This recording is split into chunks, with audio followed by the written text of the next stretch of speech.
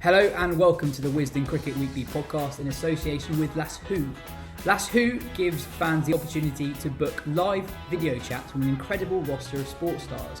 Lasshoo is the new must-have app for any sports fan. Whether you want to book your hero for a one-to-one conversation, give a truly unique gift to a friend or family member, organise a keynote speaker for your event, or even need some inspirational words ahead of your local club's big game, Lasshoo has got you covered. By downloading the Lasshoo app, users can search for and book hero speakers from around the world within minutes, including a wide range of current and ex-cricketers. The app allows you to set an agenda, ensuring everyone is prepared and at ease, and that every minute of every call is spent on the topics you are most interested in. And with no travel time or additional costs, organising a Lasshoo experience couldn't be simpler. We've got an interview with a Lasshoo hero, Danny Morrison, later in the show. We've got absolutely loads to get through this week. We've got England's Ashes squad, their latest batch of central contracts, the IPL playoffs, a big preview of the T20 World Cup that kicks off this week, an Irish world record holder, Justin Langer's LinkedIn account, your questions and more. I'm Yas Rana, and with me today is the magazine editor of Wisden Cricket Monthly, Jo Harman, the editor-in-chief of Wisden Cricket Monthly, Phil Walker, and CricViz analyst, Ben Jones. Let's start with that England Ashes squad. England Supremo Chris Silverwood unveiled his 17-man squad for this winter's Ashes on midday on Sunday. It features a grand total of 0 uncapped players, and all 17 have played for England at some point in the last year. The ECB statement was at pains to say that this was the strongest available squad. There were recalls for Zach Crawley and Dom Bess, no room for Dom Sibley, Matt Parkinson, Ben Folkes or Saqib Mahmood. I think it's fair to say that there was one big collective shrug at the announcement.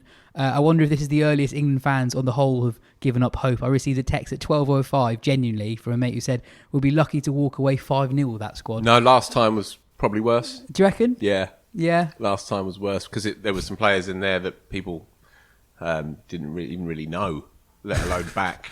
I think last time was even worse. Okay. Although that would people not knowing players causes a bit of excitement because they might be better than they actually are. Yeah, but that is possibly a false position to adopt anyway, isn't it? Well, Joe, it isn't the most exciting squad, but would you have done much different? Well, I was going to ask, who did your friend expect them to pick? I think it was just more the realisation of this is what we've got. Right, because I'd already got to that point. That's sort of my job. Yeah.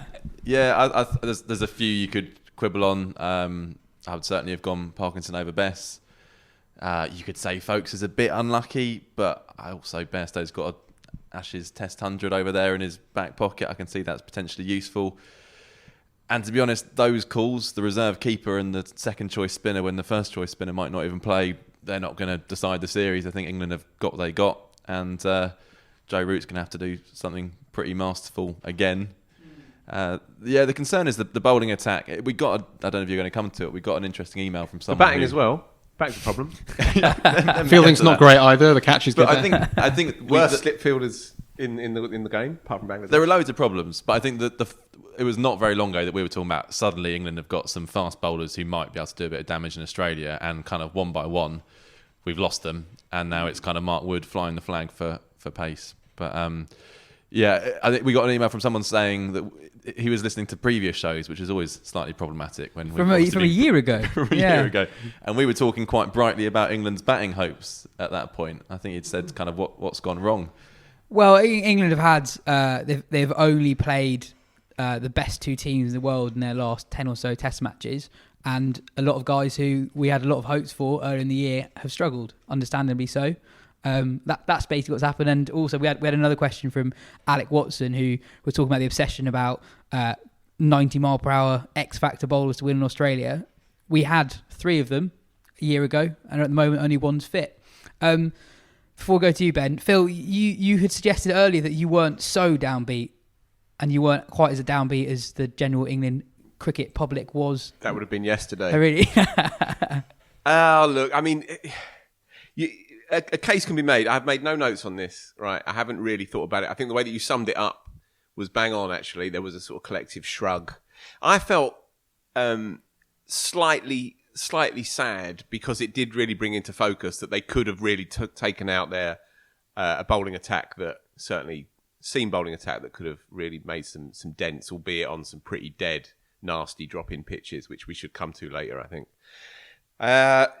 there could have been a case made, obviously, if you'd had the best all-rounder in the world out there, one of the best fast bowlers around, and as well, a potential bolter in someone like Ollie Stone. None of them are going to be there. Stokes, we possibly might latter half of the series, but that's probably pie in the sky.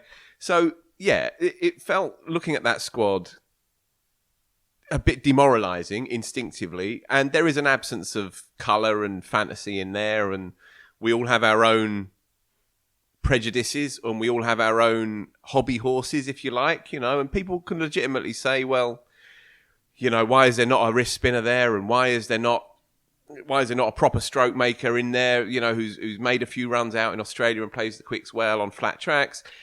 We can all kind of make these kinds of cases, but I don't think there's a kind of not taking Gower to India in '93 scandal. I don't see the MCC being bombarded by furious members and votes with no confidence in the selectors, because I don't see that there was this kind of sort of disappointingly flat humdrum approach. Really, I think they've done what they can do overall. I'd have personally liked to have seen Parkinson in there in the 17. It's worth pointing out the caveat that they will all be there anyway, that they will all be playing against one another in various warm-up games in the build up to it. So, if Parkinson goes out there and takes 7 or 8, then he will be moved into that squad, probably played at Sydney and take 0 for 170.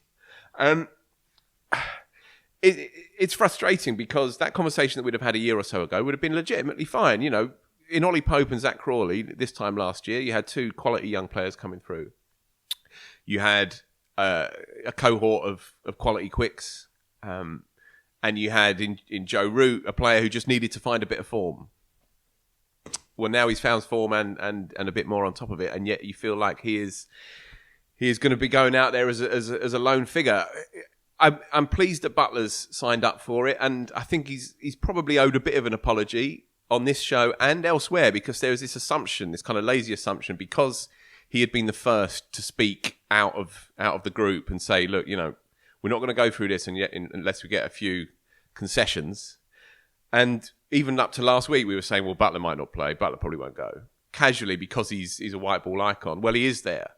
And my personal feeling, and I've been saying it since last summer, is that Butler in Australia is a defining moment in the bloke's career. And if you are looking for crumbs of comfort, scintillas of optimism, then Butler at 6 or 7 in Australia, when the ball is not doing too much laterally, that is a potentially interesting scenario for England.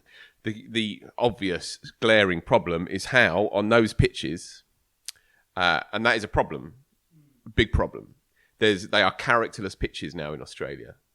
How the hell they are going to take 20 wickets while simultaneously batting dry, long, and kind of bloodlessly for 5-6 sessions. It's a hard one to square. One tiny aside, Australia aren't that good either. So it really is a scrap between 2 very fallible and very vulnerable teams. India won there without having their gun quick available for much of the series last year. Ben, I think a lot of the frustration stems from England have won 1 test match in 9, and keeping the same group of players when you're not actually winning is a bit frustrating. And I think you can, in red ball and white ball cricket now, kind of point to Chris Silverwood's time as selector, not just coach, but just as selector, as not being particularly imaginative. He's not picked anyone who wasn't picked already by Ed Smith previously. And I think if you go back, a selection like James Bracey was quite interesting. James Bracey was probably one of the most Ed Smith picks, in that he was picked for an England Lions squad of very, very, very little, kind of stayed around the England group, then does well on an inter-squad warm-up, and then basically stays around the England group, changes selector, he's still there.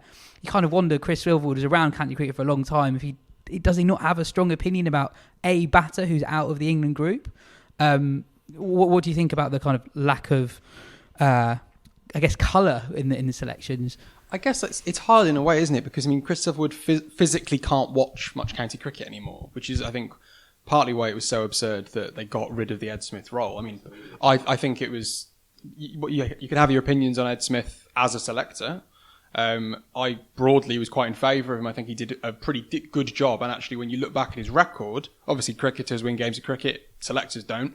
But I think what he did across a good period for English Test cricket at home, and away from home, they didn't stand up. But I don't think that was really on him. I think he did what he could. But to get rid of the role, I think is a really big issue for English cricket going forward, for this exact reason that Silverwood's now in a position where if he doesn't already have those strong opinions about guys in county cricket, he's not going to make them now because he can't watch anything, because he's the only guy who's coaching every format of England's international cricket and meant to be picking the team. So he's speaking to the scouts and getting all those opinions, but you don't get that instinct that you hope that these guys who are paid the big bucks to pick the England team, that's what you're paying for. You're paying for their knowledge and expertise to look at Zach Crawley, making 60 on a wet one at Canterbury and thinking, actually, no, he's got something.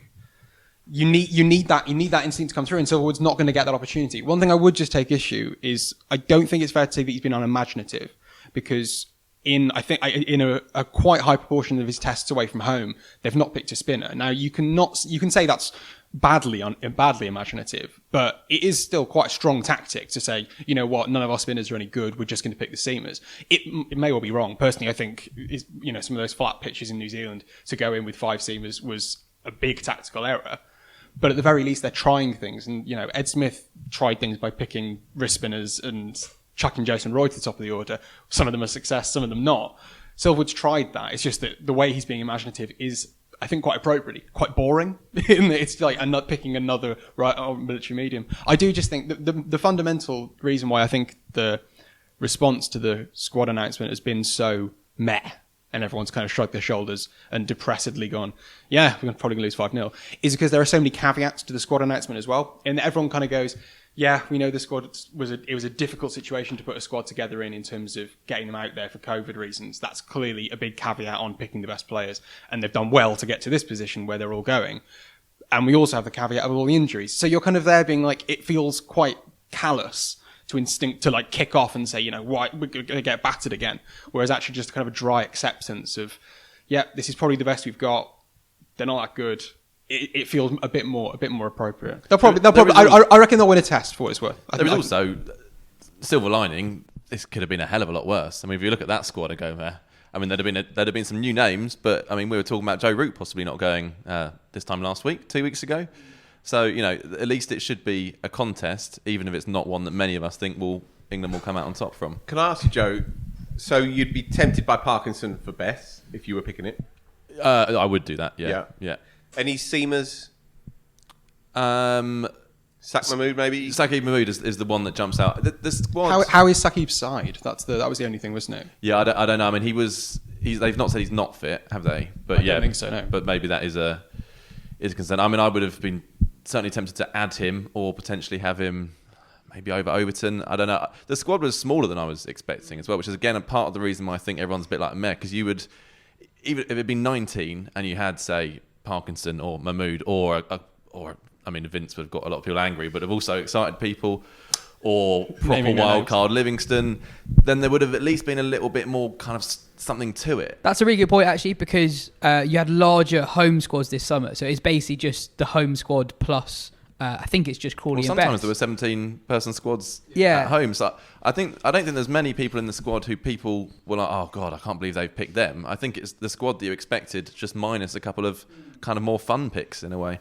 On Parkinson, I know that, I'm very much in the spiritual home of Matthew Parkinson here. I don't need to talk about how good he is. But one thing I want to just mention is we did a bit of quite detailed research into the guys that could be picked to the England squad at CricViz. And one thing that we found with Parkinson is that we talk about the idea that finger spinners can go out there and bowl dry and bowl 35 overs in a day and be accurate. Now, Jack Leach can do that. We know he is incredibly methodical and accurate and reliable in that. But if you're taking Don Bess is not accurate. He doesn't hold up an end. I know he did once in South Africa early enough in his career that it became a narrative that he could do that. His economy is worse than Matt Parkinson's, and Parkinson is essentially the most accurate wrist spinner in first-class cricket at the moment. He is extremely good at hitting a spot. Now, I think it's just nice to make that point and say that he's not this one-dimensional magic ball bowler who, lives on GIFs online and, you see the good stuff and you don't see the drag downs. He doesn't really bowl those drag downs. He is a very accurate bowler. And I think if you were looking, one of the ways that England are going to have to go in this series is if they pick a spinner, then all of a sudden the balance of the team goes a little bit, and you're going to have Chris Wokes at number 7, and things are going to look a bit wonky. And if you're going to do that, and you're going to make those sacrifices to have more bowlers, having a bit of variety, i.e. Parkinson and Leach, is fine. They turn the ball the same way. That's okay. It's not against the law. I think that would give them a little bit more of an aggressive cutting edge. And that's not because Parkinson, like I say, drag down, magic ball. He is just a very, very good, reliable red ball bowler. And I think it is a mistake. And I think they've made it easier for them to not get criticised. Because I think it's a squad that's almost picked to respectfully lose in that respect. To go over there and, really try our hardest, a bit like a 17-18.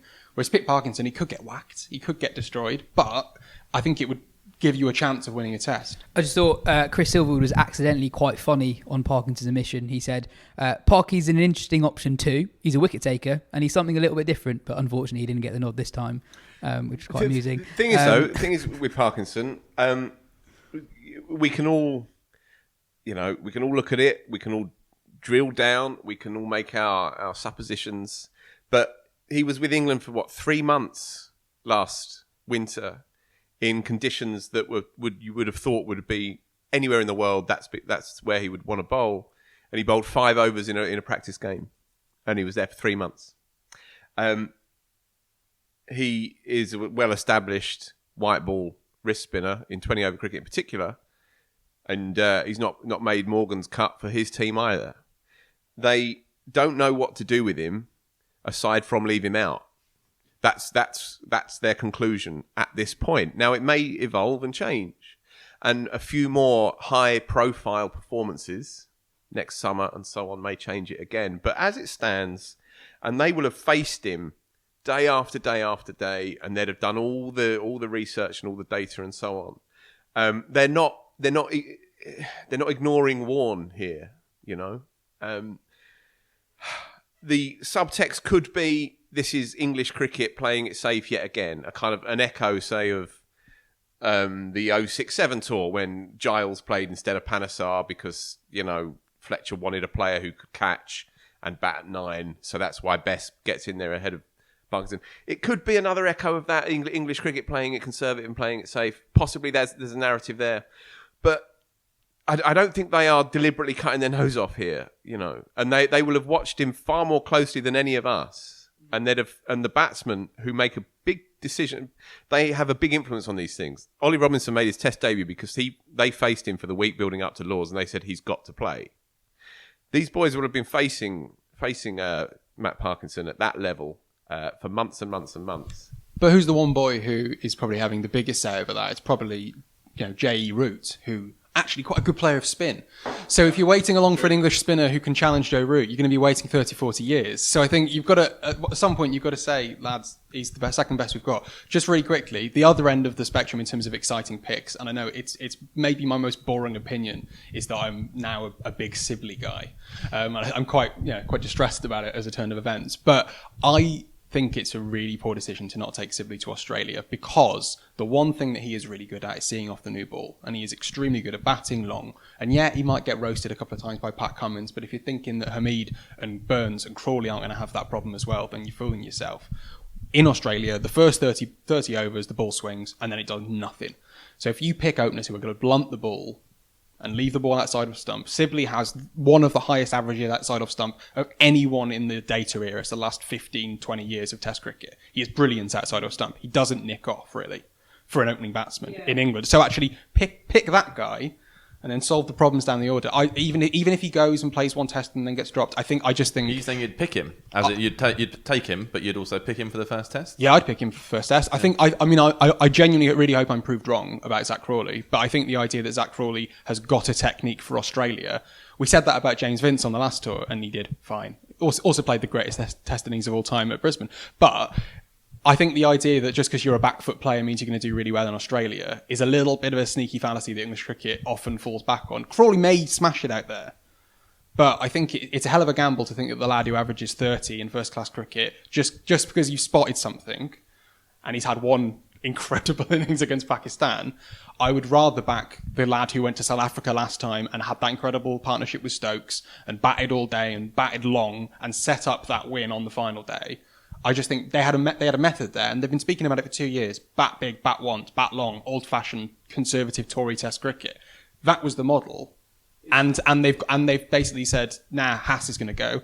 And for as much as I love Haseeb Hameed, I don't think anyone's expecting him to make big runs in Australia with those low hands and an average of less than 30 against pace in first class cricket.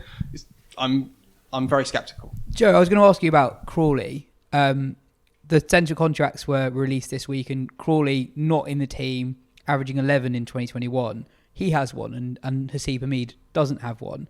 Do you think that suggests that he's going to play that first Test match? And do you think that's the right thing if he does?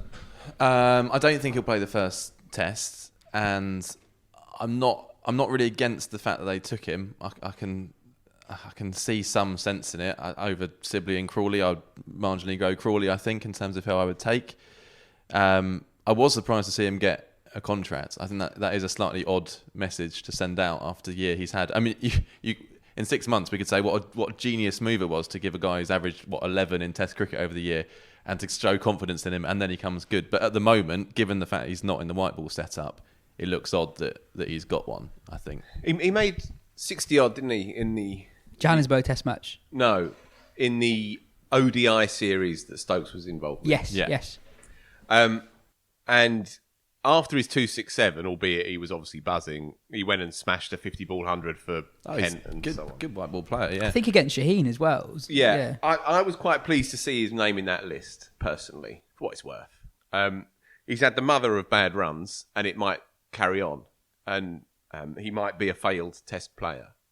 But this is a lad that 12 months ago, everybody sat around saying, oh, he's special. I interviewed Ted Dexter.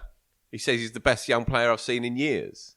He says he's the best player I've seen since Joe Root, when Joe Root came through, and he looked absolutely marvellous. Everybody was saying it. Young, old, black, white, man, woman, everyone's saying he's class. And the numbers have been horrific since, no question. But what do you do? If you're the England selectors, what do? You look at a player that everybody's backed, and they've backed him hard, and he's 23, 24? Yeah, 23. And he clearly has a natural ball striking talent that can be converted across into white ball cricket as well. So why not back the bloke? For the sake of a few quid, why not back the bloke? Why not say, you are a part of our future, not just in red ball cricket, but in white ball cricket as well, potentially. That will make him feel so much better about life. And if you believe that there is a player in there, then why not try and find every which way to try and drag that player back out of his slump? I think I agree, and I think that does stack up to a point, and I think this will be, one, it was still to be judged, but I can see why they've done it. I think it is the issue, or one of the issues of Silverwood's role, which I think none of us agree with, that he's both selector and head coach, that he is always going to be open to accusations of showing too much loyalties to players who are part of the group, because he is the head coach, and Butcher's talked about this before, that they should be performing completely different roles, and those two conflict with each other. And I think there is going to be an inclination for Silverwood to give some players too many chances because he is so close to them as the coach. And I think it's just a completely unnecessary issue that England have created for themselves by setting the hierarchy up in this place, or basically having no hierarchy other than Silverwood. It's just it seemed a really odd decision at the time, and as every week goes by, it seems more and more odd. Yeah, it's sorry, go for it, Ben. No, I was just going to say Smith was far from an idiot, but in some respects he was a useful idiot. If you go with that line of people could dump all their problems with English useful cricket. Genius. He was a useful maverick genius. But I think to an extent that was actually quite a useful role for the ECB and for English cricket generally, to be able to be like, oh, it was quirky Ed Smith. Probably that's the main issue. At the moment, there's only two guys in English cricket who have any, to the public facing people, have any power, and it's Root and Silverwood, and one of them's having one of the greatest ever years any player's ever had, so you're not going to criticise him. Silverwood's going to take a lot of stick. And Angus Fraser said this to Taha for the piece he did on the kind of the history of the England selectors and where they've gone, that Fraser said, yeah, well, we're fully aware that we are there to take the flak so the captain and coach can deflect some of it, and that is a perfectly functional part of the job. And it's not always fair, sometimes it's unjust, but that's just how it goes. And now it's just too much of it is aimed at one bloke who a lot of people have reservations if he's good enough for either role, let alone both. Hearing you guys talk about Crawley, I do think that we should probably be I guess that's not a particularly boring selection given the year he's had. That's true. But we all knew it was going to happen. That. We knew and also, that's true. Also, at the risk of further destroying what's left of my reputation, right?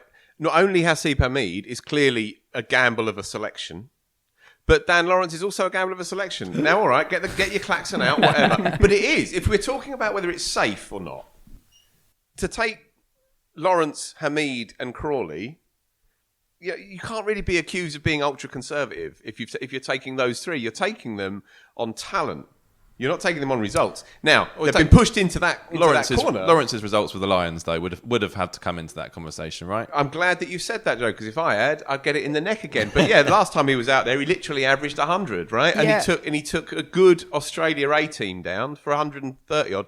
Admitted on day one of that Test match. Admittedly, so did your boy Sibley. He also got 100 on that day. But Lawrence made 125, 197, and a couple of other big runs in the ODIs as well, in the one-day equivalents as well. So that kind of technique in England, you think, sure, a lot of moving parts, etc., etc. That kind of technique and that ball striking ability in Australia, then you kind of think, all right, there might be something in that.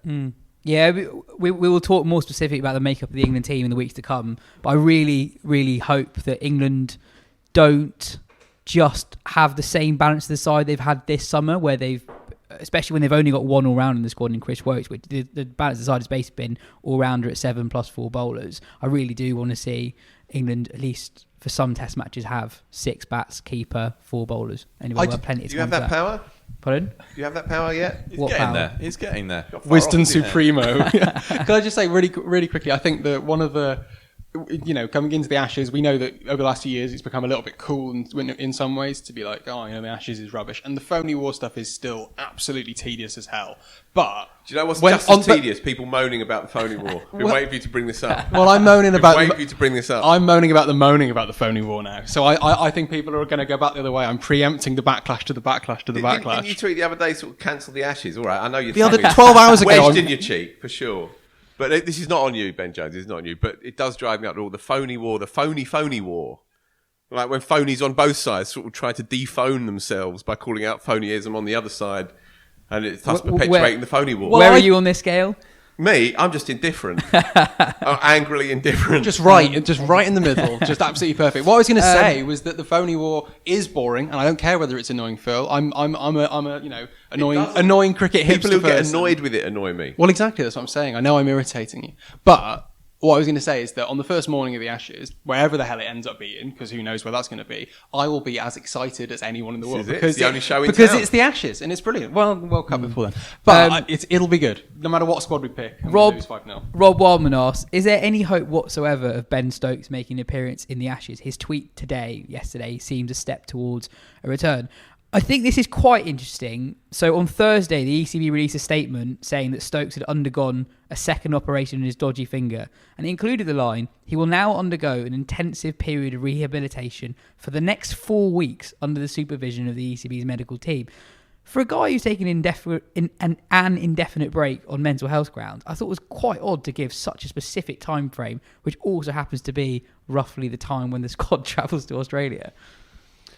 Yeah, that is a fair point. I thought it was revealing that the picture that he posted yesterday, where he said it was the first time he'd been able to get his little finger around the bat handle since March or April. Yeah, so when he was playing for England. So he's captained England in that time. He's played Test cricket in that time. That must have been tough. I mean, I'm not a batting expert, but if you can't hold a bat, that's going to be pretty tricky. Since your new backlift, though, you're a good player. That's true.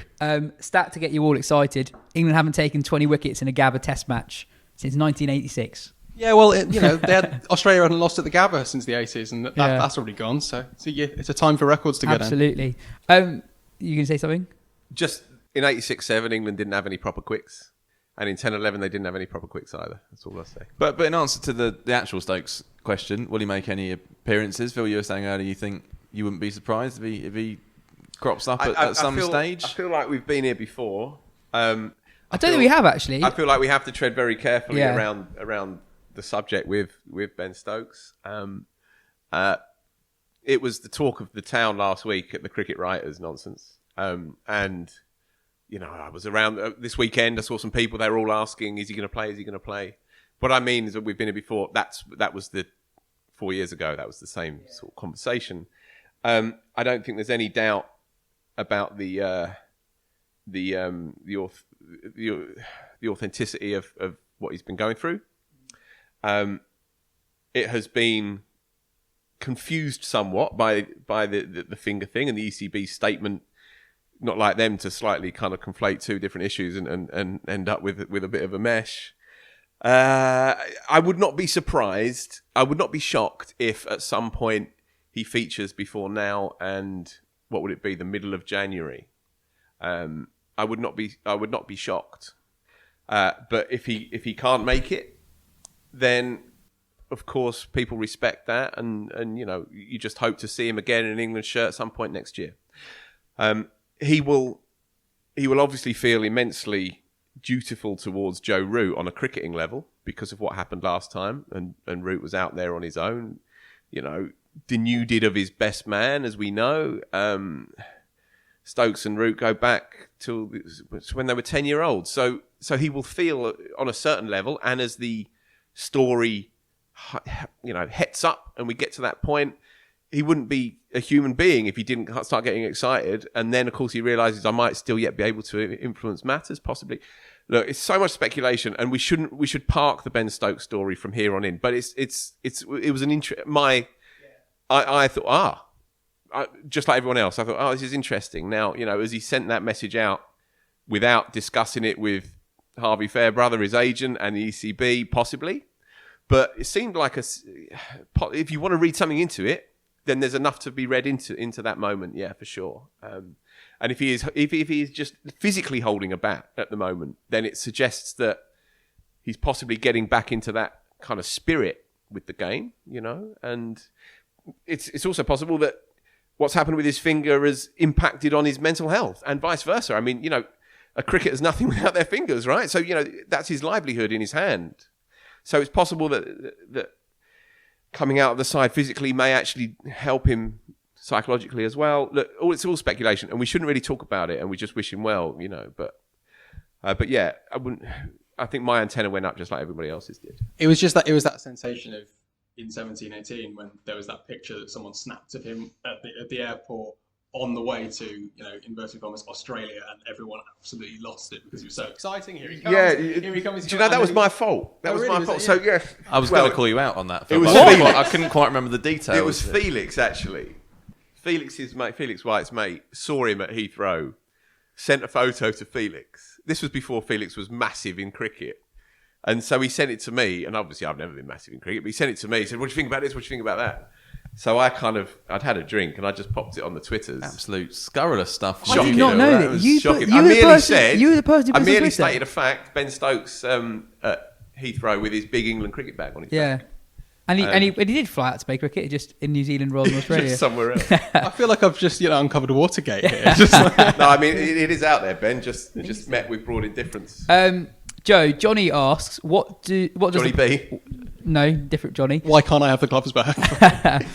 What does the pod make of Ian Watmore's sudden departure? How much of it is related to the cancelled Pakistan tour and the struggles with confirming the Ashes tour? Ian Watmore left his role at ECB less than a year in this week. You interviewed him not that long ago. Yeah, and I was really impressed by him at that point and very hopeful that he would bring something to cricket that was much needed in kind of managing to find the centre ground at a time when it was quite hard to see that ground, with particularly around the 100, both parts being kind of stretched to their limits. So yeah, I was sad to see him go. Again, we don't want to kind of end up speculating. The statement talked about his mental well-being and then he'd found the job tough and perhaps more demanding than he was expecting. If that's how he feels, obviously he's got to go. I think we could tie ourselves in knots making links to the Pakistan series. He certainly personally got a lot of criticism, and he might look back with regret that he didn't come out and speak sooner, and may look back with regret that England didn't go. But to say that those two things are linked, I don't know. That would be guesswork. There's certainly been, actually Phil was talking about a piece that Mike Atherton wrote, which I haven't read yet, saying that the meeting with the county chairman had been hadn't gone well. Yeah, Atherton flagged that up. De Bell did as well. I spoke to one or two other people who were in that meeting, and Yeah, it was a messy meeting, quite an incoherent meeting, I think. And then after that, there was a feeling among the county power brokers that it was probably best for all parties if they shook hands on it and the door was offered to Watmore. And I think he walked through it without a moment's hesitation. I think it's been quite a scarring experience for him. And it was a peculiar appointment now, looking back in hindsight, and you spoke to him, didn't you, Joe? But, he hadn't held a position of high profile authority for 9 years, since 2012. He'd worked at the FA for something like 9 or 10 months, wasn't it, I think? 10 months, and I just pulled out that quote, which I thought was interesting, because I questioned him, look, you only lasted 10 months in that role, why won't we see the same thing again? Why won't you just leave the ECB after the same period of time? Which is obviously what has happened, and he hasn't necessarily gone to a huge amount of detail. Why, at that point, when I asked him about the FA, he said the problem was the governance of football was broken. As I said at the time to people, the board of the FA resembled Yugoslavia in the 90s. Well, is there an element too that the ECB perhaps isn't what he wanted it to be as an organisation, and he feels that he can't do the things he wants to within it? That's why he left the FA after less than a year. We don't know if that's part of the reason why he's left the ECB so quickly too. But it's given everything that's gone on over the last few months, I don't think it's too much of a jump to kind of speculate that might have been a contributing factor. He took on a monstrously difficult job at a very difficult time. In the guts of COVID, the money drain, the 100 postponed, rolling through to this summer, redundancies. From what people have told me who know him better than we do round here, and I've never met him, by the way. Joe's interviewed him, but I've never met him. But someone who does know him relatively well in the journalism game, and they said to me that he was really done in by that. Even his least favoured people in the game still say he's a very decent, straight up, upstanding kind of bloke. And I think having to step in to the shit show of last summer and make 62 people redundant. And then, of course, there was the bonus scandal as well, which was in place long before he was put in charge. I've also heard that some of the other big power players in the ECB's top offices didn't necessarily take to his style of management or leadership that well. So it can't have been a particularly smooth and cohesive working environment. Yeah, my instinct, I kind of felt sorry for the bloke, actually. But then to read other kind of bigger voices in the game, they said, and Atherton wrote very sort of straightforwardly and sternly, he's got to go, he had to go. He's the top man in an organisation that looked greedy and arrogant and imperialistic and all the rest of it through the Pakistan stuff, and he had no his position was untenable. But yeah, as I say, when that door was opened, he walked through it, and I don't think he turned around for half a second. That is interesting. Thanks again for all your questions this week. Sorry, we don't have time to read them all out, but they are really all appreciated. You can send them in to podcast@wisden.com. They don't have to be about the last week in cricket. They can be about anything vaguely cricket related. Ben, what's your moment of the week? My moment of the week was from last night's IPL game between Royal Challengers Bangalore and Kolkata Knight Riders. The Nareen performance. This is the Nareen performance, or Narayan performance. He basically, Sunil Narayan has had a very weird couple of years and has gone from, obviously got called for chucking, banned, out of the game, come back in, back to the peak of his profession, incredible player in the IPL, then has a massive dip in the last few years where suddenly everyone thinks he's gone. And he suddenly starts, he's not turning the ball, he's not taking wickets, and he's going for runs, which for statistically the best run preserver ever in the game is mad. And suddenly everyone's going, okay, well, he's finished. Because when a player that extreme goes off a cliff, you think that he's done. Was there like an accusation, basically, that post-chucking ban, that he wasn't the same bowler? Yeah, I'd say that was a very strong accusation. And he wouldn't be the first bowler that's happened to? Well, exactly. It's a classic arc, isn't it? You steal a march on everyone, and then people call you, and then you can't come back the same player. But actually, he's come back in, and on these grubby, horrible wickets in the UAE, which are ragging and turning, he's ragging and turning it hugely, and he's doing really, really, really well. And last night's performance, where he basically plays the most perfect Sunil Narayan encapsulation of everything in his career, where he rags it square, gets Kohli, gets Maxwell, gets AB de Villiers in a knockout game in the IPL, takes 4 wickets for sod all runs, and then comes out and hits his first 2 balls for 6 and plays a match-winning cameo with the bat. And I was talking to Matt Roller of CricInfo last night, and we were chatting it through, and I just think that Narine, regardless of the context of this game and his own personal narrative, I think in some ways he sums up all about T20, both the good and the bad. It's the all-round skill of this maverick guy who has this extreme technique and this extreme ability, and as a result, this extreme record. He run a ball for his entire career in a game where people are trying to whack you out the ground. He's also got this slight sense of being a bit of a mercenary and it doesn't feel that joyful. It feels a little bit, with the deadpan face and no real, extravaganza or excitement when he's taking wickets. It's all a bit flat and it feels a bit for hire. And it's hard to warm to him. But at the same time, he exists at the absolute, he is an epochal player, eking every inch out of his game in terms of suddenly becoming this incredibly versatile batsman as well. And so I just thought that it was quite apt that in this one game, in a hugely important match against a star-studded batting lineup featuring the best batsman in the tournament in Maxwell, he stepped up again and showed exactly why he is considered, statistically, CricViz-wise, the best T20 player of all time. And it's just nice when you have one game, almost like a little museum piece of that is the guy. And now KKR are through to the next stage of the IPL, and hope, fingers crossed for Owen Morgan's sake, they're going to be lifting the trophy on Sunday afternoon. But he's not going to the T20 World Cup. No. On the grounds that he failed a fitness test. On the grounds that he didn't turn up for the fitness test, I think, is the accusation. There's obviously going to be issues there in terms of his action as well. That actually the IPL is somewhat more lenient to people who may be chucking. I'm not saying he is, but well, he's bowling in short sleeves now, so he's clearly he's trying to make a statement. But I think there is a general sense that the ICC in their flagship tournament would not be quite so lenient. And so there's an argument of that. And do you take that risk of taking a guy to the World Cup who gets called in his first game? Probably not. Do you take that risk if it's the best bowler in the world, potentially? Yeah, maybe. So I'm very much on the fence about it, but I think that's why he's not going, regardless of whether it's a good decision or not. Interesting.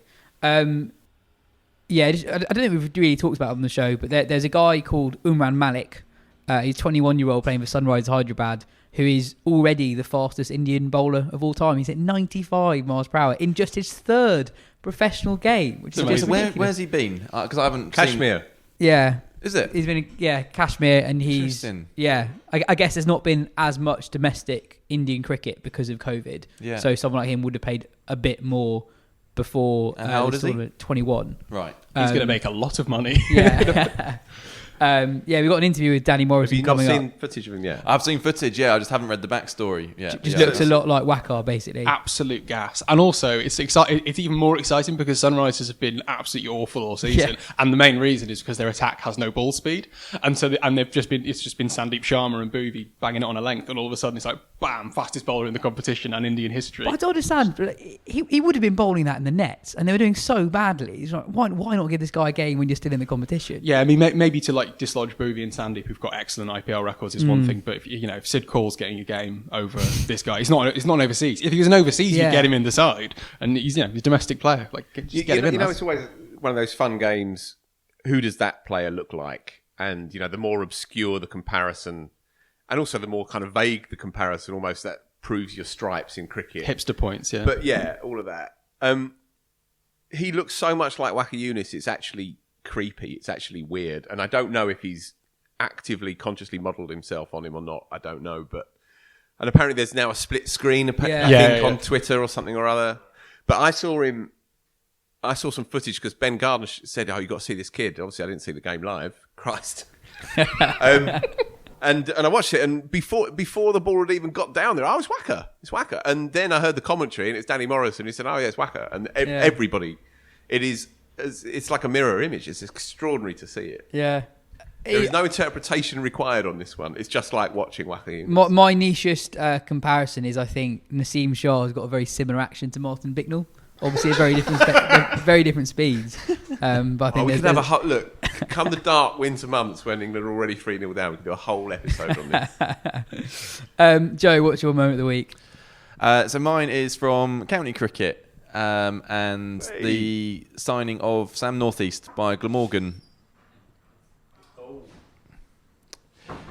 the signing of Sam Northeast by Glamorgan, which he's had a funny old year, Northeast. He left Hampshire having fallen out with them. To be honest, I don't know exactly the reasons behind that. I'm actually interviewing him tomorrow, so I might have a bit more next week. I think played 8 games for Hants, then ended up at Yorkshire for 2 games, then went to Notts for 2 games. And you're kind of thinking by the end of the season, he got a few runs for Notts. He probably just goes to Notts. Got dropped from their side, though, at the very, very end of the season when Hamid came back from England duty. Sure, but then Hamid will be playing for England. Or he might not be. But, Notts often just hoover up those kind of talented batters. And then, press release comes through that he's gone to Glamorgan. I like the fact he said that they won silverware was a big draw for him. This is the One Day Cup that everyone's written off, and he's seeing them as a county who've actually won something recently. I think he's 31, and he's the heir apparent to James Hildreth as the why has he never played for England, and that's been going on for a few years now. Over the last couple of years, he just hasn't got the runs to be even in the conversation. I think he's averaging 27, 28 over the last 2 years, but. He will continue to be that guy who's got 25 first-class hundreds. Why has he never got a go when so many other players who have got pretty poor records have got a go at some point? And there have certainly been times over the years when he's got a lot of runs and he's not even made the Lions, and you think, why doesn't the face fit on this one? So it'd be interesting. At Glamorgan, some would see it as, right, I'm focusing on county cricket, England's behind me. That's not what he said in his initial kind of video, that he still wants to go on and play international level. But I thought it was a kind of a heartening signing. You just expect these players, the big players of county cricket, when they're available, to end up going to a test match venue, Division 1 side. And it's a kind of mark of Glamorgan's ambition. Yeah, I think it was in the England Lions squad that went to Australia at the start of 2020, but then wasn't in that 55-man, the big one, which was the killer, wasn't it? That was the sign that you are not wanted. Yeah, I think it's quite a smart move, actually. I think Sophia Gardens has been it's been a pretty good wicket to bat on recently. Kieran Carlson's got a lot of runs there. Obviously, Labuschagne got millions the year before. So it's a good wicket.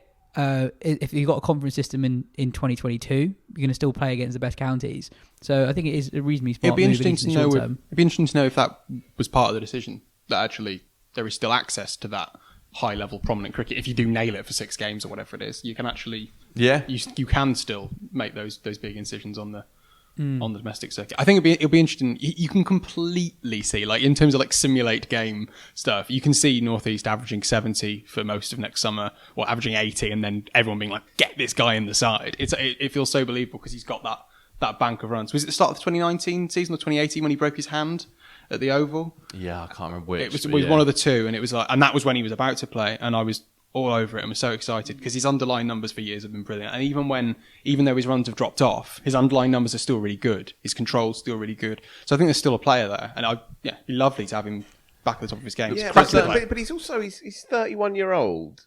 He's made 25 hundreds in his whole career. He's been given, he's played 182 first-class matches. That's a lot of cricket to get to a point here when you're now playing for your 4th club, albeit only your 3rd on a proper contract. And why are we still obsessing over a batsman who's never quite really cracked it, in truth? I'd really take issue with obsess at 31, but he remains this topic, the Sam Northeast enigma. Is it because he made 1600s in a year for Harrow School when he was 16 or something? I've never quite understood it. I really like watching him play, but I've never really got the sense that a player who is pushing up to 30-odd warrants this kind of there are very few players that have had that Hildreth quality of why haven't they played for England. And also, part of the reason probably people are still obsessing over him is because he's probably not played for England. If he comes in for England and he looks amazing how good you are when you don't play for England. It's Tom Wesleyism, isn't it? It's like Wesley's like the great lost talent, and then all of a sudden he plays a couple of tests and you're like, he's good player. Yeah. And then he goes away and no one really cares. And I think that makes quite a big difference. I think also genuinely, I think he manages his media presence pretty well, doing the podcast with Vish and Will. I think that helps because people know who he is. If he's just county cricketer 32691, doesn't really matter. But relatively prominent. But I think if you look at his numbers, they've just got his kind of first class averages by the season up here, and there are a lot of very good seasons which cause excitement, and then he'll have a couple which are rubbish, and then you lose a bit of that. And I think that's why, if he just averaged 37 every year for the last 10 years, there wouldn't have been that kind of excitement. When I think that kind of piques people's interest. Well, how was he able to do that and not play for England? Do you want to be Chris Dent, i.e. just very, very quite good for a long time, or do you want to have those highs and those lows? It's a good comparison, and Hildreth did it to an extent as well, where he had absolutely phenomenal years where it was almost inconceivable he hadn't got a chance of England, and people still talk about Hildreth even though he's not made a run for 3 seasons now, really. I was wondering if, because of his move to Glamorgan, whether North East had played for the southernmost and westernmost counties. Jesus Christ, but not quite, because Hove is marginally more southern than the Aegeus Bowl. There's still time. Yeah, There's still time. still time. This is when you come alive, yes. We've still got to talk about the World Cup. Yeah, wow, good point. My moment of the week, by the way, is Amy Hunter of Ireland becoming the youngest ever international centurion. 16th birthday. Yeah. So she scored 100 for Ireland against Zimbabwe. Yeah, literally on her 16th birthday. So that's the fastest international 100 across formats, men's game, women's game. Yeah, that is the record. So what did you do on your 16th birthday? What, on the actual birthday? On your actual birthday? Oh, God, wow. I could tell you what happened that summer of 96. That's the podcast special. The Isle of Wight Festival. And I'm not talking about music. Excellent. Anyway, as mentioned earlier, this podcast you know. is in association with Lasshoo. Lasshoo gives fans the opportunity to book live video chats with an incredible roster of sports stars. Lasshoo is the new must-have app for any sports fan. One Lasshoo hero is Danny Morrison, who I talked to yesterday about the IPL and what to expect from the UAE pitches at the World Cup. Hi, Danny. Great to have you on the show. We're recording this the morning after MS Dhoni's 18 off 6 helped CSK qualify for the final in the last over against DC. A lot of people, but possibly myself included, had written off Dhoni. Above anything else, how special a moment was that? Yes, well, it is. I mean, even saying so much being chatted about already on social media and everywhere that he rolled back the years, didn't he? Rolled back the clock. I think we all think back to that World Cup of 2011 when he nailed it and finished the game in similar style. He really is quite exceptional. And like you said, so many people have probably written him off after such a difficult time last year. So, yeah, great to see. And I'm pleased for MS because he is one of those greats. He really is a modern great. And I think I say life isn't fair, yes, is it? I mean, you say like he deserves to go out like this, but so many don't. But good on him. I'm pleased he's writing another chapter. And I felt from a tournament point of view as well, the IPL needed something like this. The UAE leg has felt a little bit flat for me compared to what was the previous tournaments. What do you think the difference has been for CSK this season? They're the first team to be knocked out in 2020 and they're the first team to qualify for the final in 2021. Got rid of that slack old Aussie, Shane Watson. No. I think we all were quite agreeant, and I wasn't alone. Many of colleagues saying, look, they're aging. They're getting a bit long in the tooth, aren't they? And certainly with Shane Watson, he's moved on. We knew it was his last gig.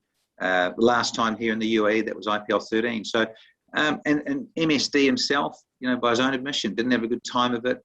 And I think all those combinations of aging guys, DJ Bravo, all of that sort of scenario, we all know you can't play forever. So I'm pleased for them. I've always been a fan of Dhoni. Of course we have. Just the way he conducts himself and how mellow he is. He's just really quiet, achieving sort of rock star, if you like, of the modern era in terms of, T20. So, yeah, I just think, again, they're older guys. Suresh Raina himself too, he hasn't played much either. So you can see where someone like Robin Uthappa comes in. And I'm pleased for Robin Uthappa too, because he's of that ilk. He's getting on. And some of the old guns doing it, mixing in with the younger brigades, with Gaikwad. Isn't he exciting? And I think that's just typical of India, producing more and more stars. Yeah, Gaikwad's been a revelation. I find it amazing how in such a high-quality league, there are always a few relative unknowns who from nowhere are right up there with the most effective performers in the competition. Speaking of which, have you seen much of Umran Malik, the Sunrisers youngster who's hitting 150 Ks? Well, exciting. And I was on air here in Abu Dhabi, and he really did excite, and a lot of us, were on commentating about his run-up and stuff, and making comparisons about the great Walker Yunus. In terms of his balance and his approach was very Walker, and then even his load up through the delivery. I think we put that on Twitter and social media, that a couple of guys even put split screens and showed both of them running in and delivering. And so once again, yes, that's what this tournament's about, isn't it, too, to be fair? You're unearthing talent, and particularly for India, because it's their league, and you're going to get that Gaikwad there. And what about the Ayers, the two of them not related, but these guys are just exceptional. I mean, look at Rishabh Pant's come through with that. Ishan Kishan, he's shown recently what he can do. You've got all these guys coming through that are just very, very exciting. And obviously the T20 World Cup is just around the corner, taking place predominantly in the UAE. You're there right now. What can we expect from the pitches out there? Well, it's funny because we were here last year, and Simon Doyle and I were chatting about it in the Caribbean, because India have picked a lot of spinners in their squad, and you'd expect possibly the pitches to get tired. But it is a neutral tournament in a way. It's supposed to be. I know it was supposed to be in India. It's not. It's here. And if the pitches have got that tinge of green about them, which they need, and I think subcontinent fans get a bit freaked out, and even the players do. Subcontinental players go, "Oh, look at the green." Well, I think it's so hard and dries out very quickly here, given that we're in the UAE, that, you have to have grass, and grass creates pace. It doesn't necessarily mean lots of sideways movement, like if you're playing at, test matches in England or New Zealand in particular, those sort of conditions. It's not. They're so hard, and the grass just adds as a bit of a canopy to make the ball slide on. And then we know spinners can still get grip off grass, so it's not impossible that. So I think you can get lulled into a false sense of security. Particularly, we've seen that the pacers, they're the ones who take most of the wickets. Even though the spinners have a say, they may not quite take as many wickets, but they still dominate because they go for less. Their economy is so much more powerful. And I think, be wary of surfaces where the pacemen, if they're smart, and they are, lots of cutters, lots of changes, pace off the ball, tennis ball bounces that don't arrive, and then good Yorkers wide. And we know all the strategies.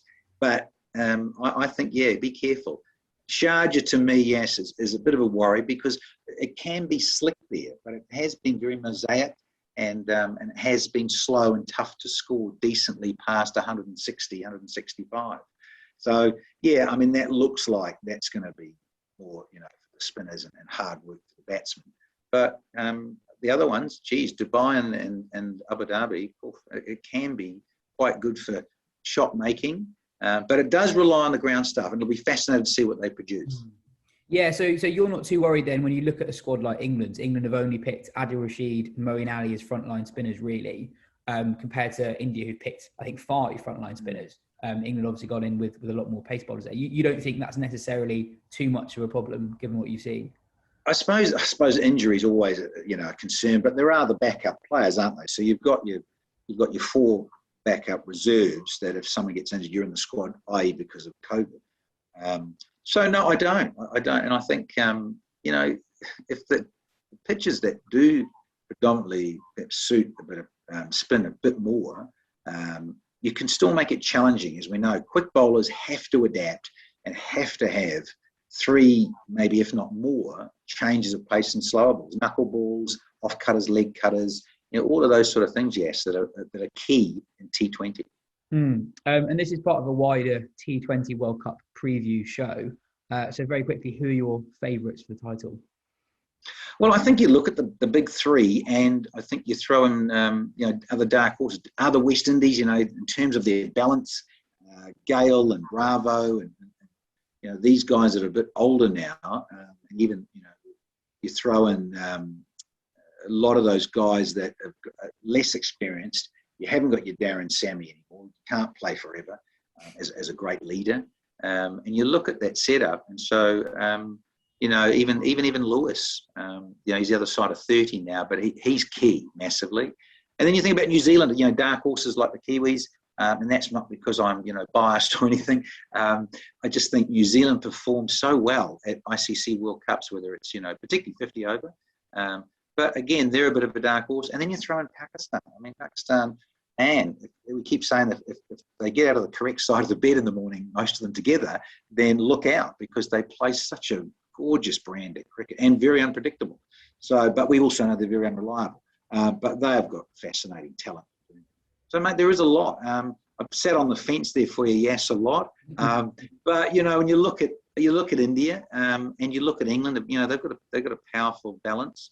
But there really are guys that can surprise you and shock. The Aussies, they haven't been great while they've been away, but they get back together. If Finch stays fit, their inspirational captain. You look at that, Warner's been so out of touch, hasn't he?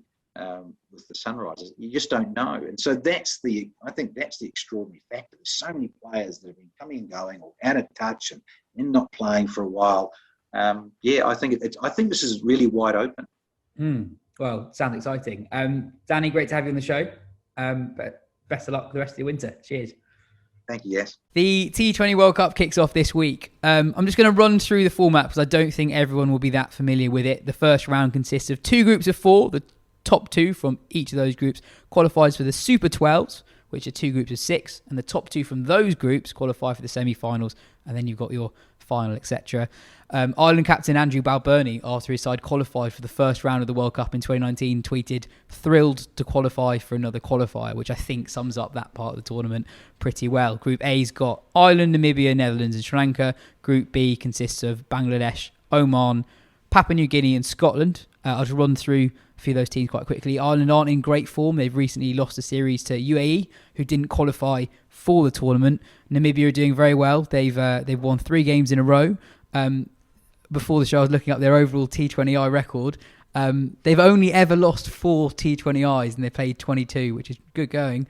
Ben, you wrote a preview of the tournament in the upcoming Wisden Cricket Monthly, and you like the Netherlands.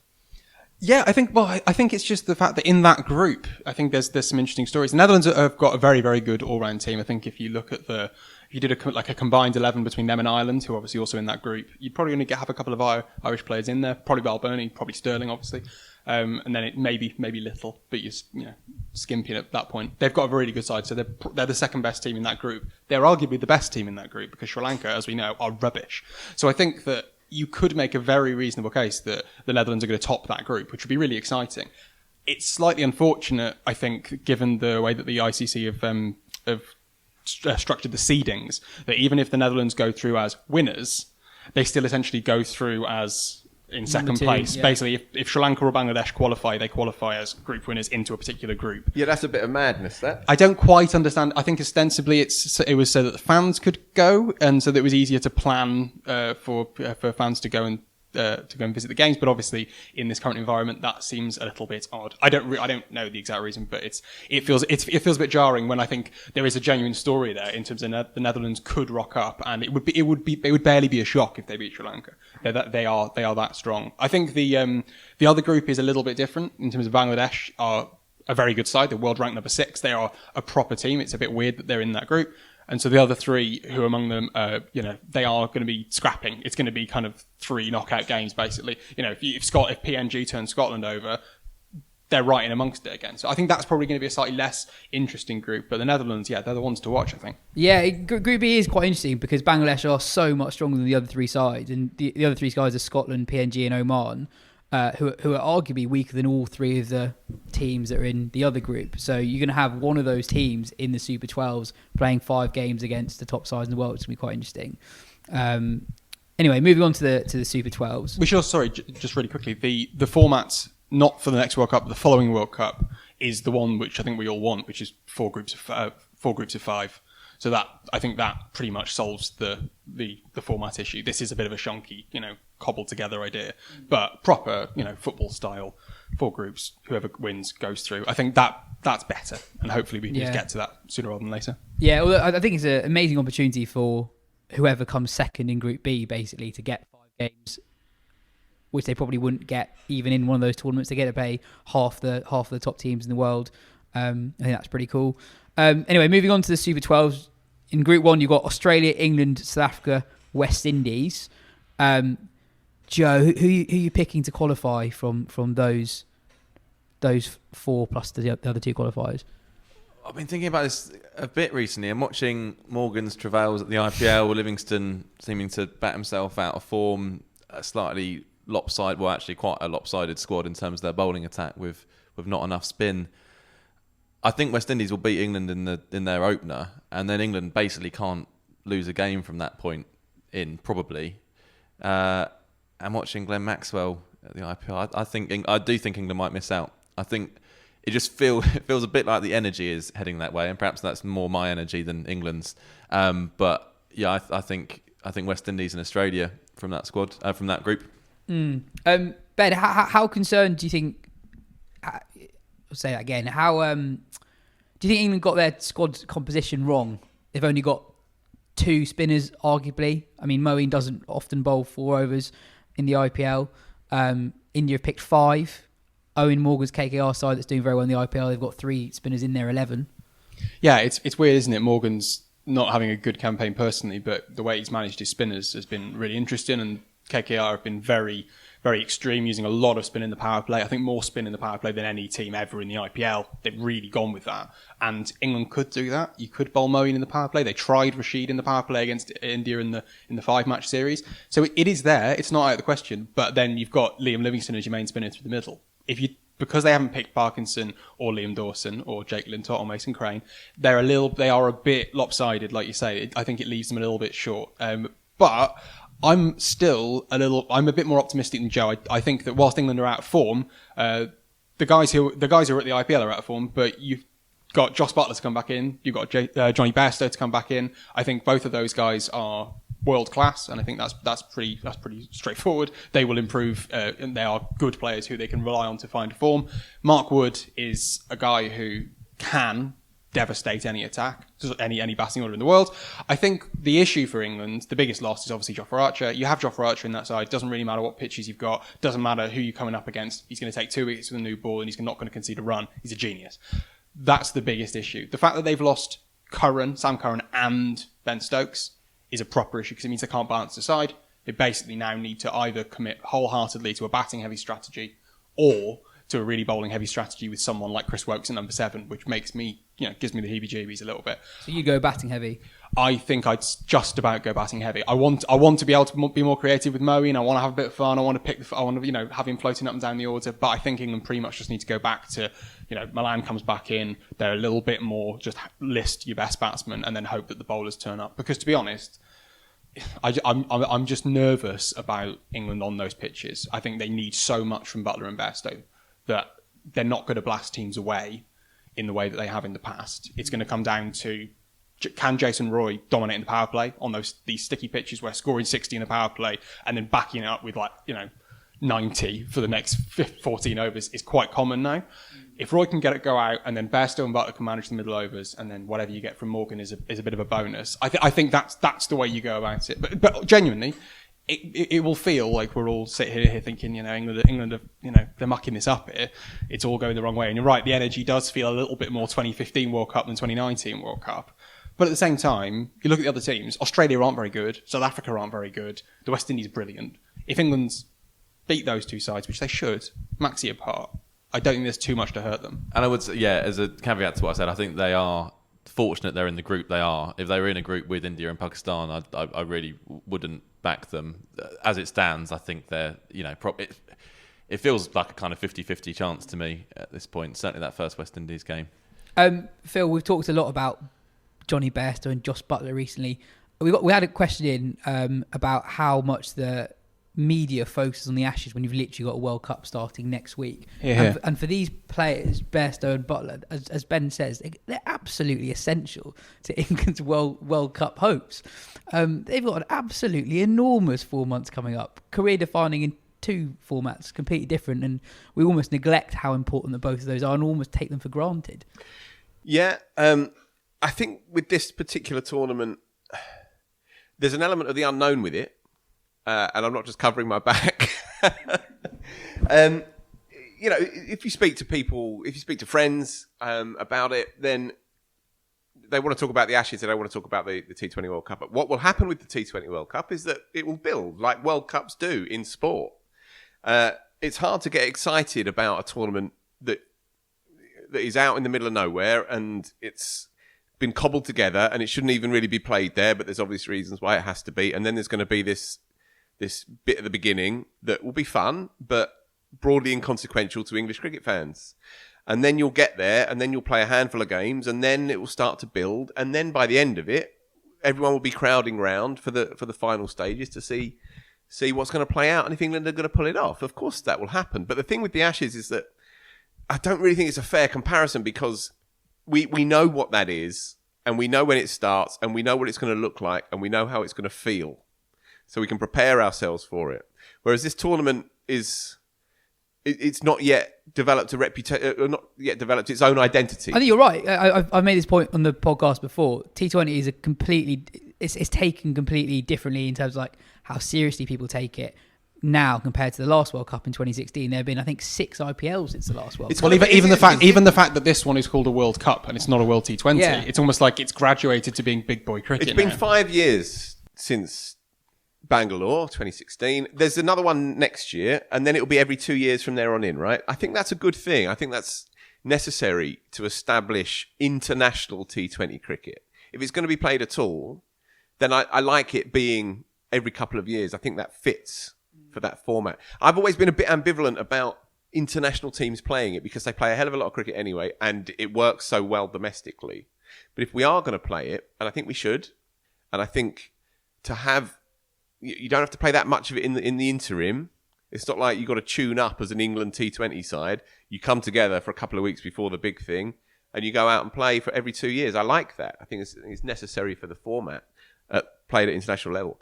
But going into this tournament, if we feel, or if the average punter feels a little bit unsure about how to feel about it, then that's entirely understandable. We're a week out of a very long summer that we've just sweated buckets for. So it's understandable if people are kind of looking at it and not quite sure what it looks like yet. How it feels. I think that's completely fair, and also I think it is underrated, like how much. I think the idea that England announced the Ashes squad, that means that people are going to talk about that because that's it's journalists' jobs to cover what the news is, and that's the news is the England announced the Ashes squad. So just because they're not writing tactical pieces about whether or not Case Ahmed should be the Afghanistan squad or not, someone's gonna leave them all for me. I'm quite happy. I'll hoover them up. But what I would say as well is I think it's quite interesting that in 2016 there was a big momentum behind T20. It did feel like the first big proper tournament where people took it seriously. It wasn't just is that on? It was serious cricket.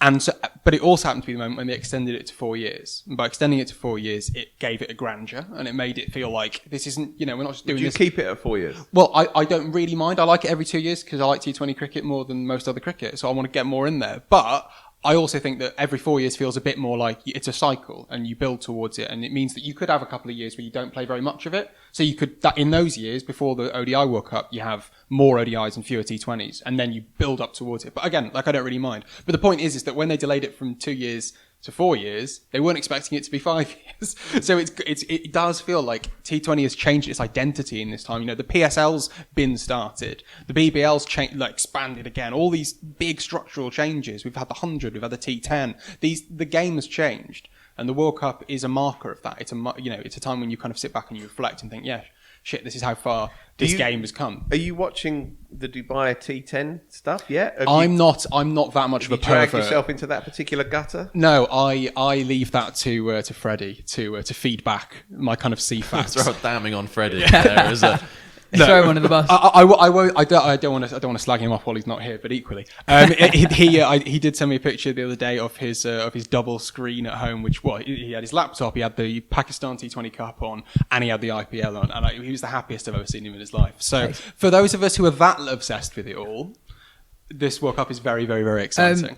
Quickly on West Indies, you said that they're an excellent side. To a T20 layman, you look through their squad and you're kind of wondering who are their star bowlers. You got Jason Holder and Sheldon Cottrell, who are 2 established internationals who are in the reserves.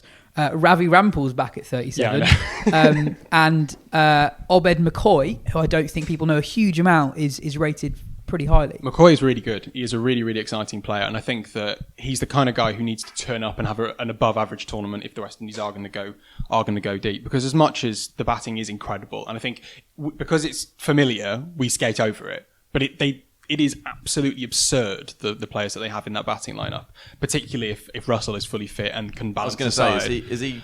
I think to be? I think he's likely to be fit to bat, but not likely to be fit to bowl, which is Taylor's oldest time in the last few years. But I would say McCoy is interesting. The issue is, and again, it comes back to Narine, is that I was saying yesterday, I don't think there's a bigger drop off in terms of a player to the next best for their side in a particular role than Narine to the next best West Indies spinner. Fabian Allen is a good, exciting player, but he's not a brilliant bowler. Hayden Walsh Jr. is basically there because he's a wrist spinner, not really because he's any good. And so they are going to struggle. They're going to have to out-hit teams. It's just that they probably do still have the batting lineup to do it. Particularly now that Hetmeyer has found form in the IPL. Paran's, on a dry spell ever since I said he was going to be the best player in the world. He's absolutely shot through the floor. But hopefully he can find a bit of form because when you're surrounded by those geniuses, how can a bit of it not rub off on you? I still think they are. I think now they're second favourites on these pitches. I think they've jumped ahead of England because of that. And sorry, on those pitches, obviously you've been watching a lot of it. Are they all going to be scrabbly, dirty things? No, it's come back the other way, and I think they are. I mean, it's always hard to preempt this stuff because it was relayed just before the tournament, so who knows? It's a bit of an unknown. But what I would say is that it doesn't take very much to make Sharjah incredibly batting friendly because it's so small. Yeah, so tiny, it doesn't need to be, an absolute road. It can just be normal and suddenly it's 220 plays 220. So I'd say that's quite a significant thing. If one of the three venues is like that, Abu Dhabi is spinning, but also none of the pitches are really spinning, but it's offering help to spinners being a bit stop-starty. And Dubai's, basically playing like Dubai normally does. So I don't think they're not slag heaps. They're not horrible, but it's just that I think a lot of people expected it to be, Chinnaswamy in Sharjah. It's not. That's the one that's the cause for concern. And how many people can we expect through the doors to create a bit of atmosphere? Do you know? I actually don't know. That's probably one for you. I think they've said that they've got 70%. I know. I tried. I looked. I tried to buy a ticket for the final because I was trying to see if I could extend my stay, and I decided it was financially ruinous. Okay. So there's clearly got enough of an audience to be able to charge what they want. Anyway, Group Two's got India, New Zealand, Pakistan, Afghanistan, and 2 qualifiers. Joe, you said you're glad that England aren't in a group with India and Pakistan. Pakistan are interesting. They've all their recent turmoil, that's generally how they roll. They'll probably do quite well. But I thought when they came over to England early in the summer against a strong England team, they pushed England really, really, really hard in English conditions. So you'd probably back them to qualify from that group alongside India. It feels like it's going that way, doesn't it? It feels like they've got, 2 absolute gun batters in Babar and Rizwan. That bowling attack's formidable anywhere, but particularly in UAE where they're so used to playing some international cricket in the past, but particularly PSL. It just looks well set up for them. And I think, India-Pakistan is going to be one hell of a game. And I wouldn't be surprised if they then meet each other in the final after that, which I think is what you predicted as well, isn't it? Is that what you... England runners up in the magazine. Yeah, okay. But that was about 3 weeks ago before I realised that everything's changed. In the lifespan of T20 cricket, that's a long time. I would say with Pakistan, it's a shame that they've made the changes to the squad that they've made. I think they've become slightly less exciting. Azam Khan is obviously such an extreme player, and you can Is it Moeen's son? Yes, I think he is his son, and it's but he's the third fastest scorer against spin in history. He just stands there and whacks it, and he hits three out the ground and then walks off. He's not a particularly old-fashioned cricketer. He just gives it a whack, and he's been dropped out because he's inconsistent apparently, and so they've gone back to Shoaib Malik. The year is still 2021, if you're checking. And then you've got the loss of Sohaib Maksud. I think is a real shame. He's going to be injured for the World Cup, and he's been a PSL gun in terms of hitting sixes. And the one thing, whilst Babar and Rizwan are excellent and will be very good, useful on those pitches to navigate and get through the early stages, they lacked a bit of firepower. Azam and Maksud did offer that, as did Kushal Shah. And the fact that they've lost those guys I think is a little bit of an issue. It's all about the Morrissey left arm seamer who opens the bowl in the Morrissey lookalike. He's my favourite bowler out there. I think he's amazing, incredible. And well, I haven't been watching too closely of late. You do see stuff on Twitter, clips here and there, and he's just looking sensational at the moment. I think the battle between... Is he the best? Is he the best T20 apart from Jofra? Is he the best? Jofra and Bumrah. And then after him, after them? Yeah, it's him. He's next because the only issue is he's slightly more skewed to the new ball because he's super aggressive, but he's not. He can't come back in the middle and do what Bumrah and Archer do. But I would say he's definitely third best in the world. What I'm so excited for. I mean, we talk about India-Pakistan every tournament, obviously really exciting, but specifically Shaheen versus Rohit in that game, or Shaheen like that 2-over spell at the start while the ball is moving. It won't necessarily just decide the game, but if, gets Rohit, gets Kohli next over, the roof's gonna come off. It's gonna be absolutely amazing. Like that is, as micro battles go, Shaheen's as exciting as it comes, and stick him against India, it could be really, really special. That's how to get excited about T20 cricket. I just love it.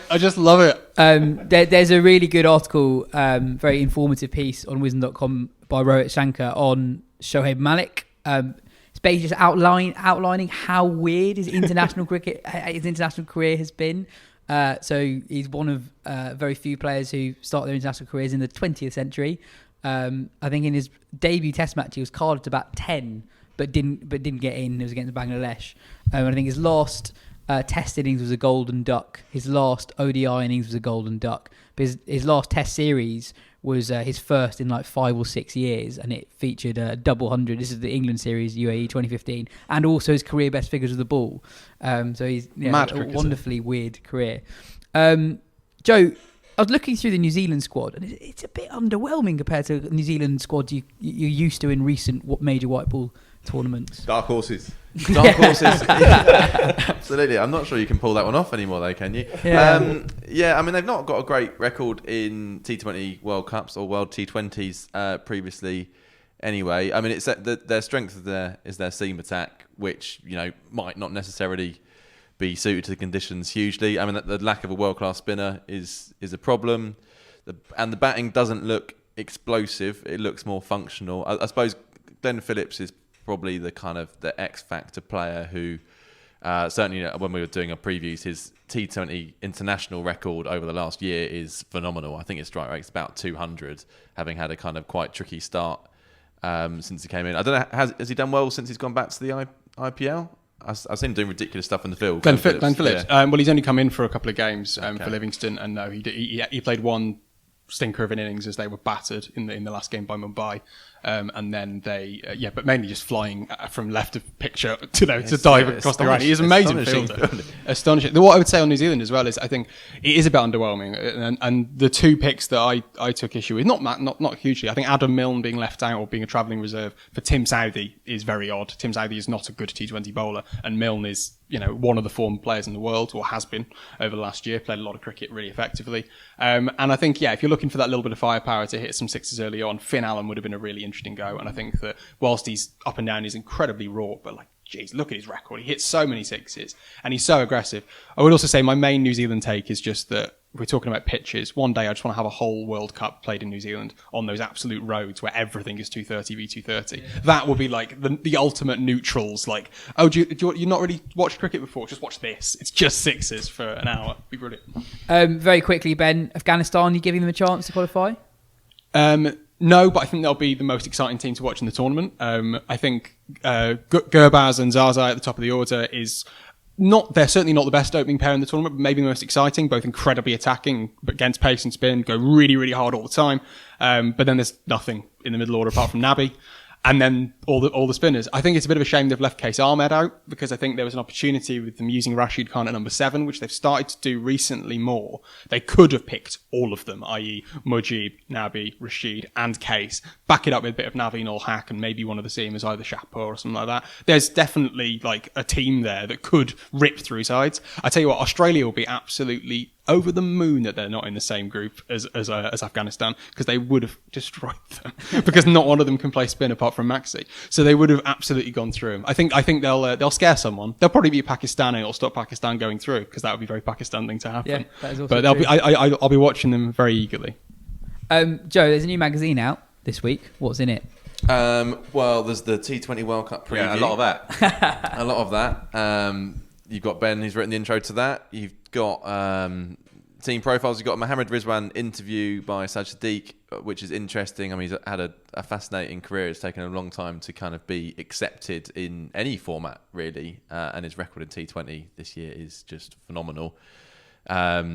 We've got my interview with Kieran Pollard, which was done a month or so ago, and he's one. Even though this interview was just done over Zoom, he is definitely one of those cricketers that just you speak to him and you're in the presence of someone who's a significant presence, and it's not often you interview cricketers who are unbelievable players and you start speaking to them and they're perhaps not the most, maybe slightly underwhelming as characters. No chance of that with Pollard, who's got a fascinating, unique story to tell. Doesn't hold back on West Indies cricket boards of old. Really, it was one of the most enjoyable interviews I've done for a while. Phil, what else is in there? Help me out. Karunya Keshav, Yes. the Indian writer, has written something masterful on Afghanistan. The recent history and the immediate future for Afghanistan cricket, obviously in the context of what's happening in the country. She researched it beautifully, spoke to people on the front line, and it ends up becoming a really moving piece of work as well as a brilliant piece of journalism. So that I can't recommend that enough. It's one of the best things we've published, I would say. Would you agree with that? Yeah, it was really excellent. I mean, not an easy gig that we gave her at all, and difficult to speak to the people that you'd want to speak to. And she did an absolute bang-up job, as she always does. Nice interview with John Crawley by Jim Wallace, who fans of county cricket will no doubt be fans of John Crawley if they were watching in that era. One of the great players to watch at that time, and had a funny England career, and that there were four or five Test centuries he hit. 4, I reckon. No, I thought it was more than that. I thought it was 5 at least, Okay. but maybe not. But he averaged good numbers by the end. But him and Fletcher just dismissed him. Just wasn't So interested. that was something like he averaged 46 in his last 10 tests and then got drops. And Crawley tells a nice story, or a not nice story from his point of view, of the moment where he realised that Fletcher didn't back him, didn't think he had the minerals to be a test batter. No, you're right, Joe. Only 4. I hadn't realised his first class record was that good. Average he's a proper player. 46, 5400s. You bad. couldn't say quite up there in the sort of Hick, Ramprakash, lost talent kind of thing, but not far off given the numbers he put together for Lancs and Hampshire. So that's and he's a teacher now as well. So that's an interesting look back at his career defining moments. Our columnists have tried to tackle the so-called issues of the day from the Pakistan debacle, England's arrogant no-show there. We've got Peter Oborne, who's a world authority on Pakistan cricket, to write with kind of righteous yet elegantly phrased fury on the issue. Andrew Miller tackles the thorny subject of the relationship between players and players' boards now in the context of player power. And Adam Collins, who's back, he's written about the Ashes phony war, phony war, however you want to put it. And as I say, Karunya's covered off Afghanistan as well. So it's a kind of issue. We've got Lawrence Booth on the rise of T20 and its unintended consequences. You might not like that one, Ben. I'll just read mine again. Oh yeah, I'm sure you will. But yeah, let's say yours and Lawrence's balanced each other out well. That was the intention. It's one of our better front covers, and we do good front covers. And this one's a belter because we scrapped around a bit, Joe and I, talking about how we should approach this particular issue, because conventionally and in times past, big world tournament coming up, you go bells and whistles on that. But it felt like it's been such a kind of unhinged time for the game and discombobulatingly weird time for people following it and for us as fans, that we decided to try and find a kind of like a sort of dichotomy cover, if you like, contrasting the positivity of a world tournament. Let's all get stuck into that, and a recognition that down on planet Earth, there's a lot of stuff that needs to be addressed and sorted out, and a lot of kind of negative stories around the game, unavoidably so. So we tried to settle upon a cover that reflected both of those worlds. You've seen it.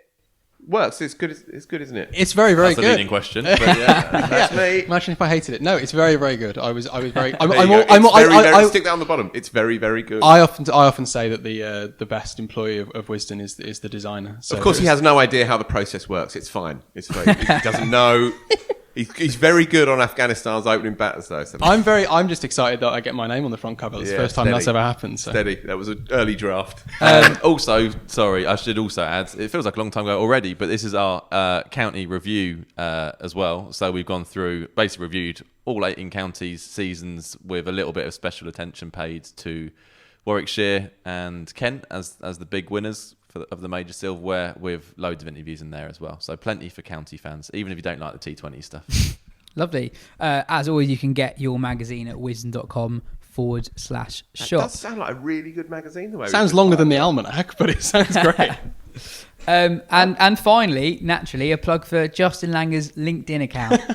He only started using this yesterday, but it's fair to say it's been worth the wait. He's posted 2 posts in the last 2 days, and I'm just going to read out the first one. A wise man once said, "Don't give them a taste of your own medicine. If they lied, let their medicine be honesty.